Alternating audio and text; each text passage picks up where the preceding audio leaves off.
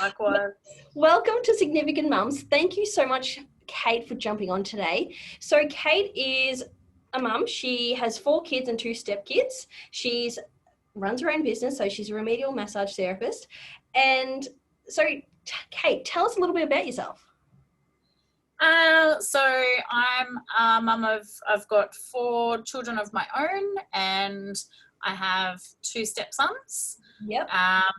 I became a mum at the grand old age of 19 years with my stepsons.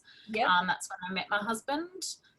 And yeah, it was a pretty steep learning curve at that point. Yep.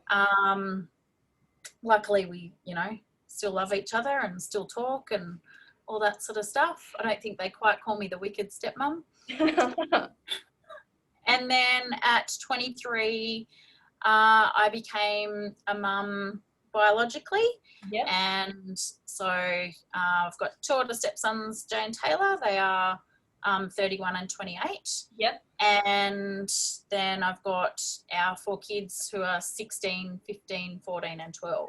Nice. So it was kind of the fast and the furious family. There's a bit of an age gap between my husband and I, so if we're going to have a family, we kind of felt like we had to do it quickly. Yep. And we both always wanted them close together, and always had sort of the magic number of 4 and got 2 bonuses along the way. There you go.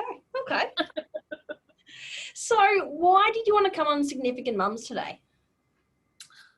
First of all, because you asked me and I thought it was a lovely invitation. But I'm really passionate about, when I'm massaging, the key niche clientele that I tend to work with are busy mums. Mm-hmm. And I love your mug, by the way.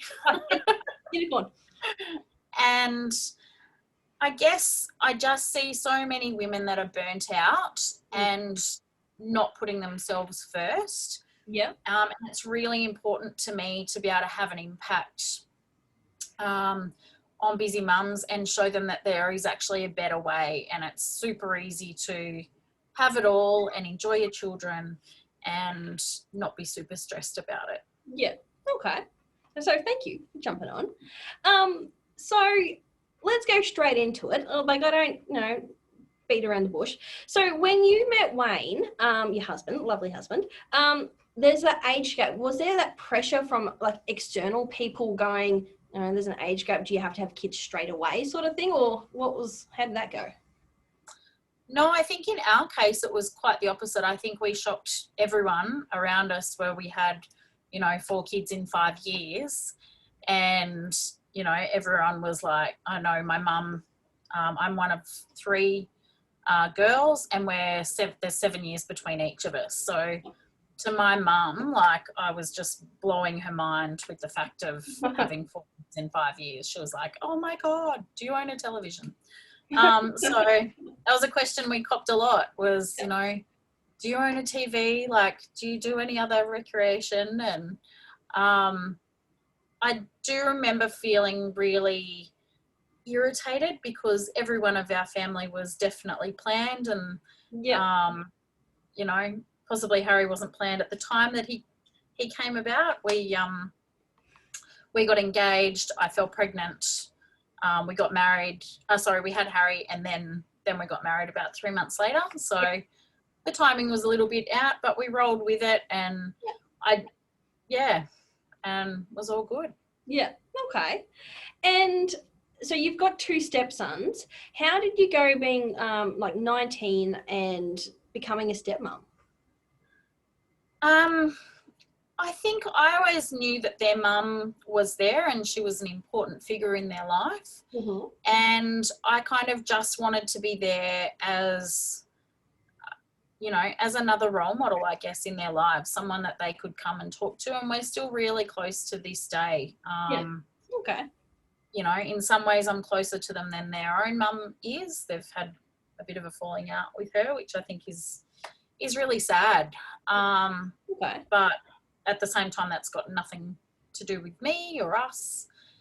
But yeah, I can remember thinking at the time how in love with this man I was. Yeah. And that it was a huge responsibility taking on 2 kids, not from a perspective of I was scared to take them on, but I do remember feeling like I didn't want them judging me, and I didn't want them thinking that I was there to replace their mum or anything along those lines. It was just, you know, I was in love with their dad, and they were an extension of him. And so, yeah, when you meet someone that already has a family, Yeah. it's a given that, you know, they're a package deal. And it wasn't always easy. I think 16 with both of those boys was the absolute pits. Yep. But now I have a 16-year-old of my own. It's possibly not as difficult, but it is certainly with boys, it is an age that is a little bit challenging. Yeah. Okay. Yeah. Something to look forward to for me. God. And so when you become a mum with your first biological child, like biological, how did you go, like, becoming a mum? It was a big adjustment for me. I was the first among my peer group to actually have children. Yeah. And, you know, we had Molly very close afterwards. There's only 11 months between my two first children. Yeah. And we'd just moved to a new town. My work at that stage, so I was still studying when we actually moved. So and I was studying not in Goulburn, so I used to have to travel an hour to go to study. Yeah. My work at that stage, I had stopped doing a fair bit of sport with falling pregnant. I wasn't going to the gym and things like that. I probably, if I'm honest, I hadn't been doing much beforehand, so I wasn't going to actually take on a whole new, you know, often ways that we meet people are either through education, through your work, or through sort of sporting or external activities that you do. Yeah. And I wasn't doing a lot of that in Goulburn. Yeah. I was working, my husband's a musician, so I was working doing gigs with him at that stage. Yeah. And I do remember feeling, you know, a little bit lonely and a bit lost. Yeah. And probably that continued a fair bit. Like I had my friends and I would catch up with them, but I can remember it being really difficult, thinking, you know, they just don't get it. They'd invite me to a party, and my husband's a musician, so he'd be off gigging. Yeah. And so it would mean me taking my two small children with me, because we didn't really know anyone that I felt trusting enough to leave our kids with when they were really little. Yeah. And I can remember like making this huge effort to go to like a friend's birthday party or something like that, and having my two kids, and we'd travel there, and then she'd choose a location that was like upstairs with no pram access, and to drive me mental, just going, oh my God, like, yeah. You know, at that stage my friends were still choosing locations that weren't necessarily kid friendly. Yeah. And so yeah, I'd go along and I'd attend, and I'd end up sitting down the end of the table with my pram and kind of coming away going, why did I even bother? Yeah. Yeah. Okay. So yeah, it was an interesting time when I reflect back. I think somewhere in amongst that we opened a music store, and that presented a really challenging time in our marriage, because, you know, money became very tight. We had another business go bankrupt on us, and that owed us quite a significant amount of money. And yeah, I can remember the challenges when our children were little. The strain that puts on a relationship is quite huge. Yeah. And, you know, I think we're very lucky to have survived that period in our life. Yeah. So, okay. Yeah. And with your relationship being like, what was the word? Your relationship sort of changed with the whole business, the business going bankrupt and all that, and money. How did you deal with that? I think it was just really important. Like I'm not going to lie, there was certainly some times that were pretty dark. And, you know, I think I probably adapt to things a little bit differently to a lot of people, in that my dad actually died from suicide before I was born. So I look at mental health probably in a different perspective to a lot of other people, in the sense that even when things seemed really hopeless at some point, you know, there's no way I could do anything further in the sense that would affect my children or my nieces and young people around me, I guess, as a result of the choices that my dad had made. Yeah. Okay. And so your relationship, so with the music shop, are you still doing it now, or did you get rid of it? What are you doing now? It was the happiest day of my life, the day that we closed that store. Yep.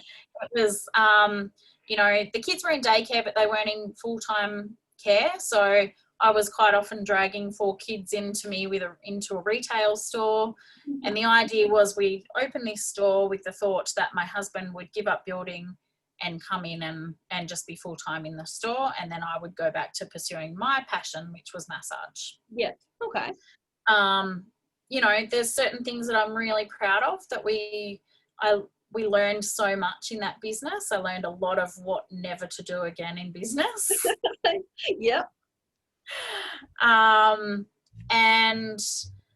I think I learned that Wayne and I working that closely together was quite challenging. We had very different ideas where business was concerned. Yeah. And I think it's only now that we're starting to get more on the same page in some respects with business. Yeah. You know, that's just learning and growth. And I think, you know, as a couple these days, we communicate so much more effectively than what we did back then. Yeah. Okay. You know, we understand, you know, each other's love languages and how to convey love to each other, even if we are a little bit irritated. Yeah. But, you know, it's very rare that we have a crossword these days. I think our communication style has definitely evolved over the years. Yeah. To be a lot more positive. And what sort of personal development, like what sort of stuff did you learn so you have this better relationship? I think that came down to, and you and I were both part of a coaching program. Yep. With Alicia and James Crook. And I can remember, I think I hear this story most of the time with most participants in that, Yep. where we go in thinking we're going to learn all this cool stuff about business, and we totally did. Yeah. But most of us come out going, oh my God, I learned so much about myself and about my relationships. Yeah. And I think that was definitely a huge turning point in my marriage. I started to learn to take responsibility for things that I'd possibly just been abdicating before. Yeah. And I think Wayne and I have just evolved to be able to support each other in a better fashion. You know, I know that he's always got my back, yeah. and he knows that I've always got his back. Yeah. And yeah. You know, it's a good thing because you're being a role model for your kids, like, so they can look up to you going, okay, this is sort of what a relationship's supposed to look like, not something, you know, if you're arguing and fighting all the time, you don't want that in a relationship where kids can see it because they think, oh, that's normal. So, Yeah, and I think that's one thing we've noticed now that our kids are a little bit older, they're entering their teen years. Yeah. I know my daughter's had, you know, 2 sort of longer term boyfriends. Yeah. And it's been really interesting in that both of them have come to us or come to her at some point in time and said, wow, like your parents actually really love each other. Yeah. And it's just been interesting to see their perspective on our relationship, I guess. Yeah. And, you know, one of them, his parents were no longer together. And so it's something that he possibly hasn't grown up witnessing, you know, his parents actually enjoying each other's company. And, you know, we're both pretty busy individuals, but, you know, still try to take time for each other wherever possible. And that takes different forms as well. Sometimes that's, you know, some big grand romantic gesture and you might have a full-on date night or you might go out for dinner. But sometimes it's just as simple as, you know, making one another a cup of tea in the morning and, you know, and learning to savor those little moments as well. Yeah. It's like Jay and I have this thing. It's quantity, you know, quality time over quantity time, because we are all busy. It's just like savor the moments that you have, because Yeah, I'd rather have these really special moments than spend a whole heap of shit time together. Like, yeah, Yeah, for sure. So your kids are going into like the teenage years now. How are you dealing with that? Like the transition from kids to teenagers? Like, how do you go with that? Mostly it's actually pretty positive. I love the conversations that I have with my kids. I'm loving how as they're growing older, the quality conversations that we have on different issues are quite interesting. Yeah, yeah, Don't get me wrong, it's, not always peaches and sunshine all the time, but there's still going to be moments where, they're full on challenging us. I know this past weekend, I think we had 2 extras staying over from one of the kids on Friday night, and then, Molly had some friends staying over on Saturday night, and the deal was that she was going to clean up in order for the friends to come over, but her idea of cleaning up and my idea of cleaning up were very different. So her idea was, okay, if I bake a whole heap of snacks for Halloween, then that covers off my cleaning duties. And my idea of that was a little bit different. So, yeah. Oh, And then the next day when they all got up and just left, and, my lounge is still looking like a disaster zone. But yeah, I think probably the most important thing with teenagers is just choose your battles. And same with little kids as well, is you've just got to, look at what is really important and choose those times to have those challenging conversations around things that actually do matter and are going to shape your children. Yeah, okay.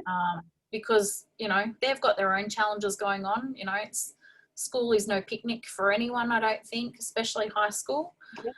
And I think, just having that sensory acuity even to actually look at them when they walk in the door, and I, Molly came home a bit unwell yesterday, and I'd actually noticed that in her before she went to school, but she felt fine at that stage. Yeah. And I just noticed that she looked a little pale and a little bit tired, and so I guess you get better at learning to read your kids. I think as they start to go into the teenage years, you start to see what's normal for them. And, 2 of my kids, or probably 3 of them, are more on the outgoing side, and one of them is more shy and introverted. Yeah. Okay. So I think one thing that I've learned with all of my family over the years is you can't ever parent all of your kids exactly the same, because they're going to have different wants and needs. Yeah. And they're going to need their buckets filled in different ways throughout the years. Yeah. Mum and I had this conversation, it was about a month ago, and it was like, because I asked her the question, how did she parent with us? Like, I've got 2 sisters. How did she parent differently between my older sister and I? And she was like, yeah, it was completely different, because she's very good at, like, reading books and all that sort of stuff, but I'm very hands-on-y sort of thing. And she had to learn a completely new parenting style when it come to me. And then my younger sister, Mum just blended the 2 together, and that's how she got. But yeah, it was just so interesting. Really mellow as you get to the younger one, they just sort of get a mishmash of everything. Yeah. Yeah. Yeah, but that's okay. If it works, it works. So let me go over and get my questions. So when you had 4 kids in 5 years, how did you look after yourself, like self-care and that? I was really rubbish at that to begin with. It's something that I've learned along the way. Yeah. I think now I'm pretty good at it. I'm very good at recognizing, when my cup is starting to deplete, and, learning to recognize little ways to actually fill myself up. Yeah. So I know that, like today, I've actually given myself a whole afternoon off massaging. Just to focus on some admin stuff. Yeah. And I know probably towards the end of last week, I was like, yep, okay, I really need just an afternoon off that's not structured and scheduled, and where I can actually have a little bit more choice over what goes on. Yeah. Okay. One thing that I've learned, I recently was doing a new job at the hospital where I went from working like a few casual days a week to suddenly 5 half days. And that was great because it was guaranteed. Yeah. But at the same time, I've learned from that, no, damn it, I actually really like to take a full day off every now and then. Yeah. So Okay. I'm just about to give that job away. And I think in terms of self-care, I've learned that it doesn't have to be some massive gesture. It can just be, cool, I'm going to have a cup of tea. I'm going to wake up before everyone else in the morning, Yeah. and I'm going to have a cup of tea in silence where no one wants anything from me for that particular moment. Yeah. And how joyous that time can be, to be able to just get up early and give that to yourself. Yeah. Yeah. And I find, let's say with me, my self-care is either, have a cup of coffee outside, or just do something where it's like 10 minutes where I don't hear anything, like, God, or have a shower. Like my shower time, I'm like, Jay, look after Neve. I'm going to have a shower. Don't interrupt me, because it's just wash away everything. Like, God. Yeah, my shower time is still very sacred, even with teenagers. Yeah. Because, you know, I think just their challenges change. They don't diminish at all. It's just they become different. You know, they're I know Lucy in particular, she's my youngest, she's 12. Yeah. And, you know, she's quite a questioner. There's lots of questions that come out of her every single day. Yeah. And so to have that, you know, 5 minutes alone in the bathroom is just bliss sometimes, to be able to go, woohoo, I don't have to be switched on. I can just chill and enjoy the nice soaps and the water. And yeah. Now, before I had Neve, I used to do the whole, okay, I work Monday to Friday, like my brain was switched on, and then like weekends, brain switched off. Now with Neve, I'm like, 5-10 minutes is like as much as I can do. I'm like, oh, okay. So with being a mum, have you felt like feelings of like shame, guilt, that you weren't good enough, or what else is on my list? Like low confidence, like explain those sort of feelings. Absolutely. So I think, you know, I think it's safe to say every mum goes through those feelings. It's completely normal. Yep. With me, I felt not alienated from my friends, but certainly I had to learn to make new friends who were going through the same journey as me. And, you know, I'm still friends with my old friends as well. But I guess we sort of, you know, you take different paths at different times, and you might be closer to someone for a season in your life. Some people ride out the whole season. Some people you lose along the way, and that's okay too. Yeah. But I think feelings of shame and guilt, certainly I would feel guilty for taking time out for myself, absolutely. Yeah. And probably not so much for actually taking time, but for spending money on myself. That was a huge thing for a long time. Yeah. I would be like, you know, weighing up, do I buy nappies this week, or do I, you know, go and get my hair done? So I just stopped getting my hair done, or stopped having a massage, or you know, stopped investing in myself in the sense of, I remember I had this conversation with one of my clients only this week, and I just said, okay, I've given you a new mantra where, you know, you are enough and you are good enough and you deserve to have good nutrition. Yeah. Because she was sort of facing a thing of, you know, I can't afford to eat well. And I was like, yes, you absolutely can. And you must. So, but yeah, feelings of shame, I think, I'm married to a builder. We're still renovating several years down the track. Yeah. And so I used to think, you know, oh my gosh, I'm not giving my kids everything because they don't have, you know, their bedrooms aren't finished, or our bathroom isn't finished, or something around our house isn't finished. And the meaning that I would attach to that is, you know, I'm not a good enough parent because I'm not providing for them. Yeah. But what I've learned along the way is that I'm absolutely good enough, and our kids are being brought up in a really loving environment, and, you know, you can't put a price tag on that. Yeah, so. True. Like, if the kids are happy, healthy, and like feel loved, that's all that matters. Like, it doesn't matter if people live in like caravans or like something where they don't actually have a structure. If the kid's happy, healthy, and loved, that's all that matters. Like, So to finish it off, this episode off, what's one thing you want to say to other mums that you wish someone had said to you? Oh, so many things. You can do a couple, that's fine.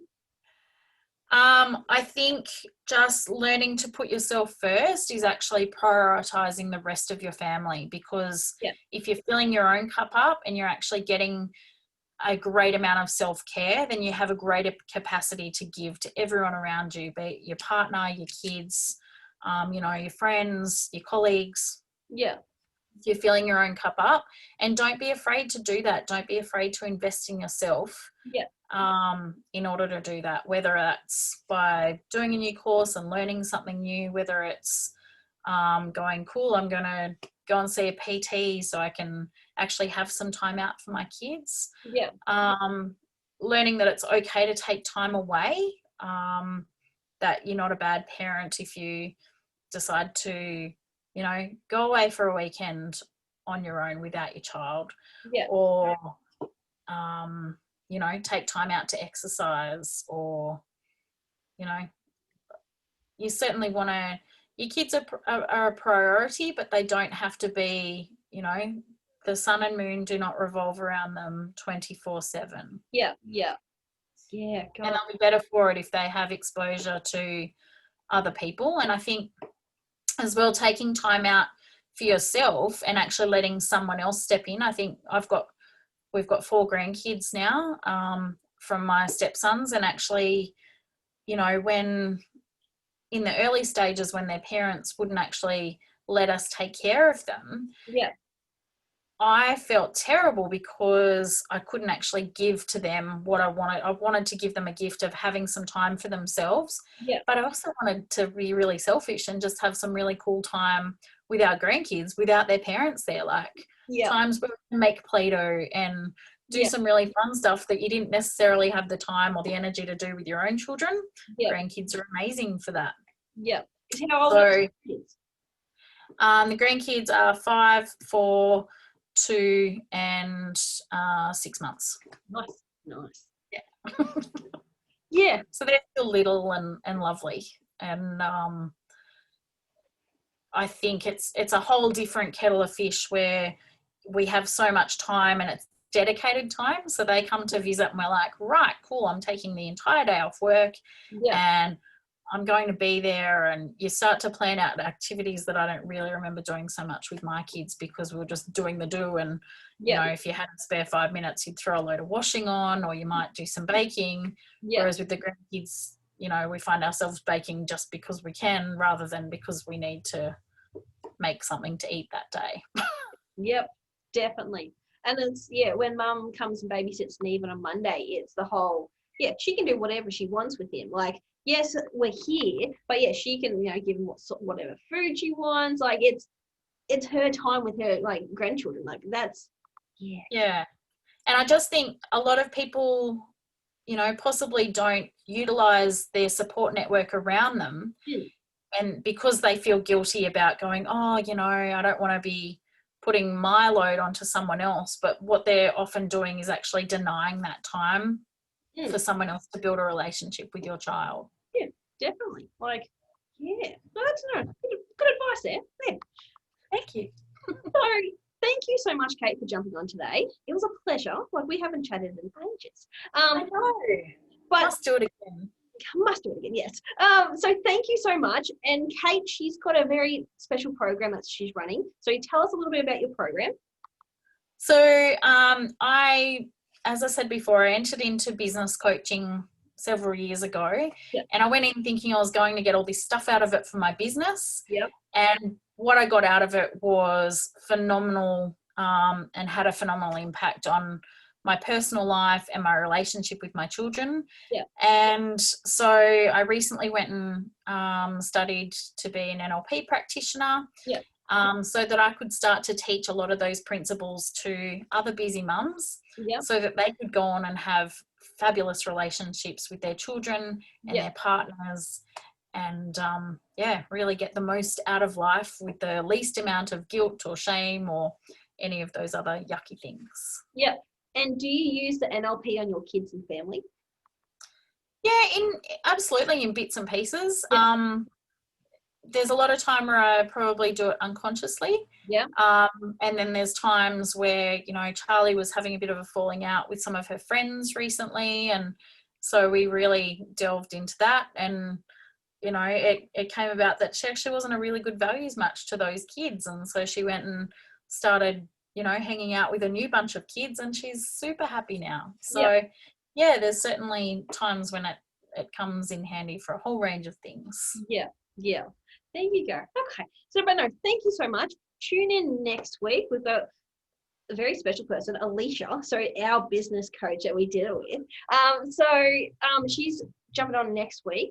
And seriously, if you want to jump on, you can, like, if you want an episode, get an episode. Like, I'm wanting all in different types of mums, because, you know, I just want to have this conversation, because it's not just you're learning, that I'm learning as well. We're just talking to other people, just getting other people's experience. So Absolutely. From a different perspective, you can always learn so much. yeah. So thank you so much, Kate, and tune in to next week. Thanks for having me. Bye. Bye.